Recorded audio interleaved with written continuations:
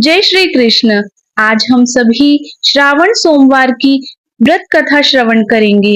तो आइए आप सभी अपना ध्यान महादेव और माता पार्वती के श्री चरणों में केंद्रित करें और इस पावन कथा का आनंद लें। पौराणिक काल की बात है। अमरपुर नगरी में एक धनी व्यापारी रहता था। दूर दूर तक उसका व्यापार फैला हुआ था। नगर में उस व्यापारी का सभी लोग मान सम्मान करते थे। इतना सब कुछ होने पर भी वह व्यापारी अंतर्मन से बहुत दुखी था, क्योंकि उस व्यापारी के कोई संतान नहीं थी। दिन रात उसे एक ही चिंता सताती रहती थी कि उसकी मृत्यु के पश्चात उसके इतने बड़े व्यापार और धन संपत्ति को कौन संभालेगा। संतान पाने की इच्छा से वह व्यापारी प्रति सोमवार भगवान शिव की व्रत और पूजा किया करता था। सायंकाल को व्यापारी शिव मंदिर में जाकर भगवान शिव के सामने घी का दीपक भी जलाया करता था। उस व्यापारी की भक्ति को देखकर एक दिन माता पार्वती ने भगवान शिव शंकर से कहा, हे प्राणनाथ, यह व्यापारी आपका सच्चा भक्त है। कितने दिनों से यह सोमवार का व्रत और पूजा नियमित कर रहा है। भगवान, आप इस पर कृपा कीजिए और इस व्यापारी की मनोकामना अवश्य पूर्ण कीजिए। भगवान शिव ने मुस्कुराते हुए माता पार्वती से कहा, इस संसार में सबको उसके कर्म के अनुसार फल की प्राप्ति होती है। प्राणी जैसा कर्म करते हैं उन्हें वैसा ही फल प्राप्त होता है। इसके बावजूद माता पार्वती नहीं मानी। उन्होंने आग्रह करते हुए कहा, नहीं प्राणनाथ, आपको इस व्यापारी की इच्छा पूरी करनी ही होगी। इसे इसके पूजन व्रत का फल आपको अवश्य देना होगा। यह आपका अनन्य भक्त है। प्रति सोमवार आपका विधिवत पूजन करता है, व्रत रखता है। आपको पूजा अर्चना के बाद भोग लगाकर एक समय भोजन ग्रहण करता है। आपको इससे संतान प्राप्ति का वरदान देना ही होगा। पार्वती का इतना आग्रह देखकर भगवान शिव ने कहा, तुम्हारे आग्रह पर मैं इस व्यापारी को संतान तो अवश्य दूंगा, लेकिन इसके संतान की उम्र 16 वर्ष तक ही रहेगी, क्योंकि वह अल्पायु होगा। उसी रात भगवान शिव ने स्वप्न में उस व्यापारी को दर्शन देकर उसे पुत्र प्राप्ति का वरदान दिया और कहा कि उसके पुत्र की आयु 16 वर्ष तक रहेगी। उसका पुत्र 16 वर्ष तक जीवित रहेगा। भगवान के वरदान से व्यापारी को खुशी तो हुई, किंतु पुत्र की अल्पायु की चिंता ने उस खुशी को नष्ट कर दिया। व्यापारी पहले की तरह सोमवार का विधिवत व्रत करता रहा। कुछ महीने पश्चात उसके घर अति सुंदर पुत्र रत्न हुआ। पुत्र जन्म से व्यापारी के घर में खुशियां भर गई। बहुत धूमधाम से पुत्र जन्म का समारोह मनाया गया।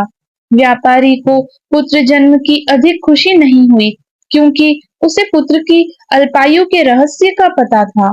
यह रहस्य घर में किसी को नहीं मालूम था। विद्वान ब्राह्मणों ने उस पुत्र का नाम अमर रखा। जब अमर 12 वर्ष का हुआ तो शिक्षा के लिए उसे काशी भेजने का निश्चय हुआ। व्यापारी ने अमर के मामा दीपचंद को बुलाया और कहा कि अमर को शिक्षा प्राप्त करने के लिए काशी लेकर जाओ। अमर अपने मामा के साथ शिक्षा प्राप्त करने के लिए चल दिया। रास्ते में जहां भी अमर और दीपचंद रात्रि विश्राम के लिए ठहरते, वहीं यज्ञ करते और ब्राह्मणों को भोजन कराते, क्योंकि ऐसा ही व्यापारी ने अपने साले को कहा था कि आप जहां भी रुके वहां पर ब्राह्मणों को भोजन कराएं और यज्ञ करें, दान पुण्य करें। लंबी यात्रा के बाद अमर और दीपचंद एक नगर में पहुंचे।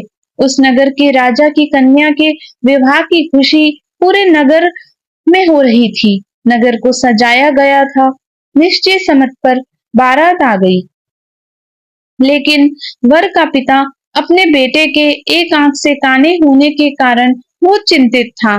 उसे इस बात का भय सता रहा था कि राजा को इस बात का पता चलने पर कहीं वह विवाह से इनकार न कर दे, इससे उसकी बदनामी होगी। वर के पिता ने अमर को देखा तो उसके मस्तिष्क में एक विचार आया उसने सोचा क्यों न इस लड़के को दूल्हा बनाकर राजकुमारी से विवाह करा दूं। विवाह के बाद इसको धन देकर विदा कर दूंगा और राजकुमारी को अपने नगर में ले जाऊंगा। वर के पिता ने इसी संबंध में अमर और दीपचंद से बात की। दीपचंद ने धन मिलने के लालच में वर के पिता की बात स्वीकार कर ली। अमर को दूल्हे के वस्त्र पहनाकर राजकुमारी चंद्रिका से विवाह करा दिया गया। राजा ने बहुत सा धन देकर राजकुमारी को विदा किया। अमर जब लौट रहा था तो सच नहीं छुपा सका और उसने राजकुमारी की ओढ़नी पर लिख दिया, राजकुमारी चंद्रिका, तुम्हारा विवाह तो मेरे साथ हुआ है। मैं तो काशी में शिक्षा प्राप्त करने जा रहा हूँ।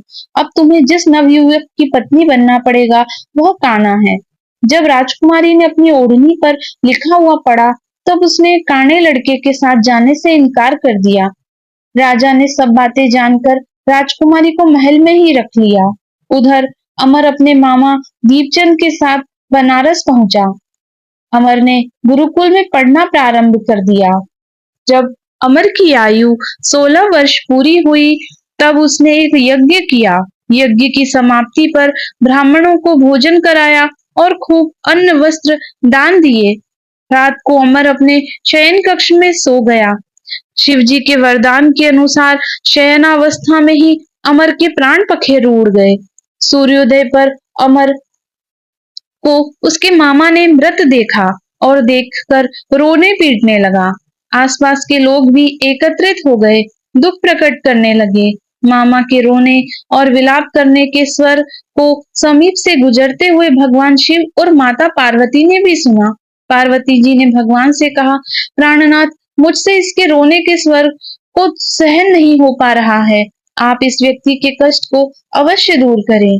भगवान शिव ने माता पार्वती के साथ अदृश्य रूप में समीप जाकर अमर को देखा तो माता पार्वती से बोले, पार्वती, यह तो उसी व्यापारी का पुत्र है।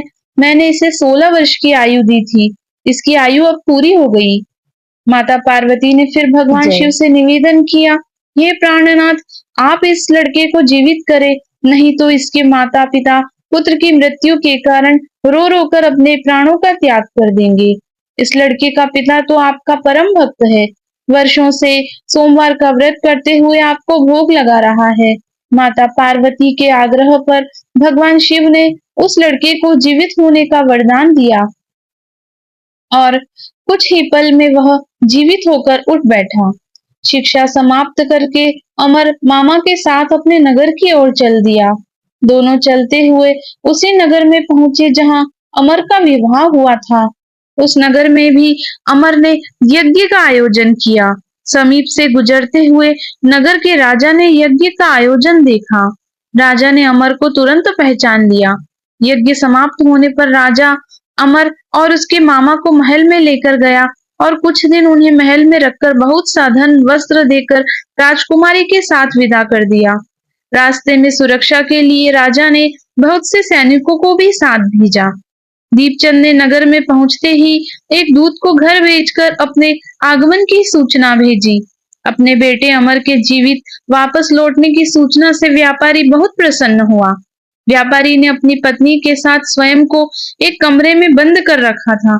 भूखे प्यासे रहकर व्यापारी और उसकी पत्नी बेटे की प्रतीक्षा कर रहे थे। उन्होंने प्रतिज्ञा कर रखी थी कि यदि उन्हें अपने बेटे की मृत्यु का समाचार मिला तो दोनों अपने प्राण त्याग देंगे। व्यापारी अपनी पत्नी और मित्रों के साथ नगर के द्वार पर पहुंचा।